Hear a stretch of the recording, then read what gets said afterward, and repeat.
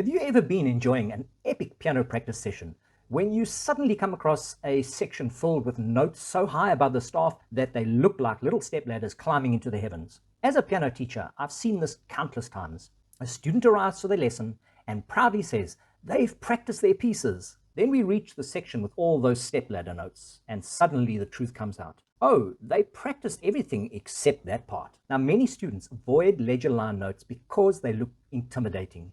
Some even give up on pieces they were excited to learn simply because they don't know how to read them. So, what exactly are these step ladder notes? I'm sure you all know that the staff consists of 5 lines and 4 spaces. Notes are written on these lines and spaces to show how high or low they sound.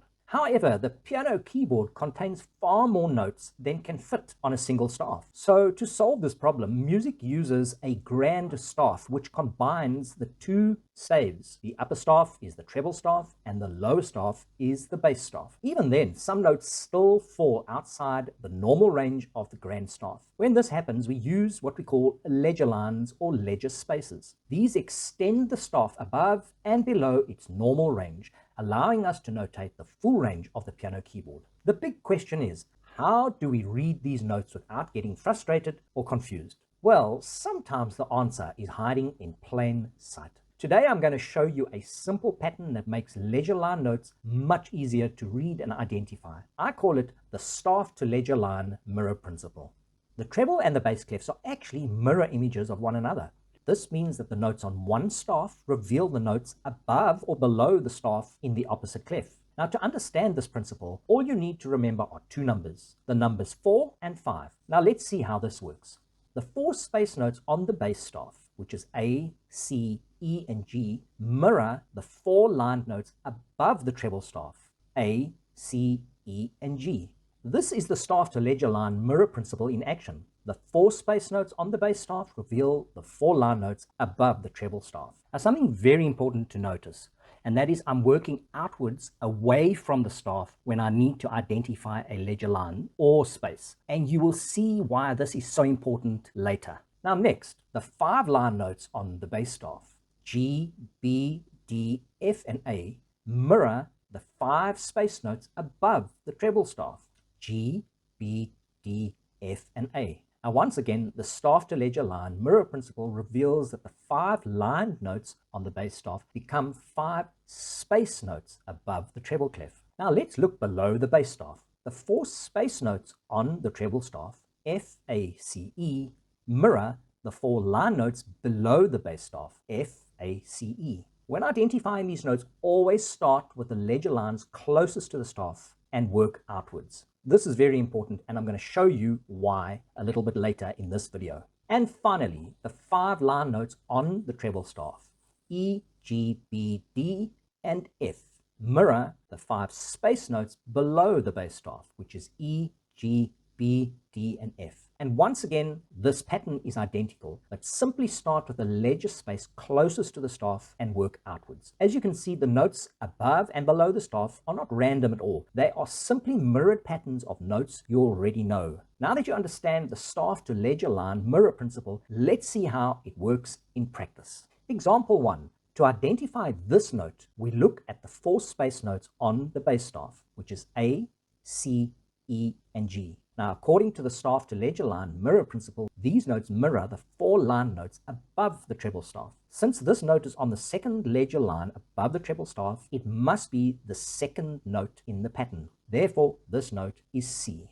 Example 2. To identify this note, we look at the 5 line notes on the bass staff, which is G, B, D, F, and A. Now, according to the staff to ledger line mirror principle, these notes mirror the 5 notes above the treble staff. Since this note is on the 4th space above the treble staff, it must be the 4th note in the pattern. Therefore, this note is F. Before we identify notes below the staff, there's one important rule to remember. The staff to ledger line mirror principle still works exactly the same. The 4 space notes on the treble staff still mirror the 4 line notes below the bass staff, and vice versa. The 5 line notes on the treble staff will mirror the 5 space notes below the bass staff. Let's see what this means. The 4 space notes on the treble staff are F, A, C, E. These notes mirror the 4 line notes below the staff. Notice that the ledger line closest to the bass staff is E. And as we move outwards, the pattern becomes E, C, A, and F. This is not a new pattern. It does not change the mirror principle. We are simply applying what we call a reading rule. Remember, the mirror principle is use the opposite staff to find the pattern. And the reading rule is always start with the ledger line or the space closest to the staff and work outwards. Now let's have a look at the 5 line notes on the treble staff, which are E, G, B, D, and F. These notes mirror the 5 space notes below the bass staff. Because we are moving away from the bass staff, we begin with the ledger space closest to the bass staff, which is F. And as we move outwards, the pattern becomes F, D, B, G, and E. Once again, this is not a new pattern. It does not change the mirror principle. We are simply applying our reading rule, which is always start with the ledger line or space closest to the staff and work outwards. Now let's identify some notes below the bass staff. In example 3, to identify this note, we look at the 4 space notes on the treble staff, which is F, A, C, E. According to the staff ledger line mirror principle, these notes mirror the 4 line notes below the bass staff. Remember our reading rule. When working below the bass staff, always start with the ledger line closest to the staff and work outwards. The first ledger line is E. The second ledger line is C. And the third ledger line, we can identify this note as A. In example 4, to identify this note, we look at the 5 line notes on the treble staff, which is E, G, B, D, and F. According to our staff to ledger line mirror principle, these notes mirror the 5 space notes below the bass staff. And once again, remember our reading rule. When working below the bass staff, always start with the ledger space closest to the staff and work outwards. The first ledger space is F. The second ledger space is D. Therefore, this note is called D. Notice that the staff to ledger line mirror principle works for both ledger lines and ledger spaces. So instead of trying to memorize dozens of individual ledger line notes, you can now use the staff to ledger line mirror principle to recognize the hidden pattern that already exists within the treble and the bass clefs. Next time you see a page full of stepladder notes, don't panic. The answer may already be sitting right in front of you. Now it's your turn. I've created a follow-up quiz video where you can test your understanding of the staff to ledger line mirror principle and see how quickly you can identify ledger line notes for yourself. But before we move on to the quiz, remember this simple process. Number 1, find the mirror pattern. Number 2, start closest to the staff. Number 3, count outwards until reaching the target note. And number 4, name your note. Follow these 4 steps and you'll be able to identify ledger line notes and spaces with confidence. Can you score 100%? Click the link at the top of the screen and let's find out.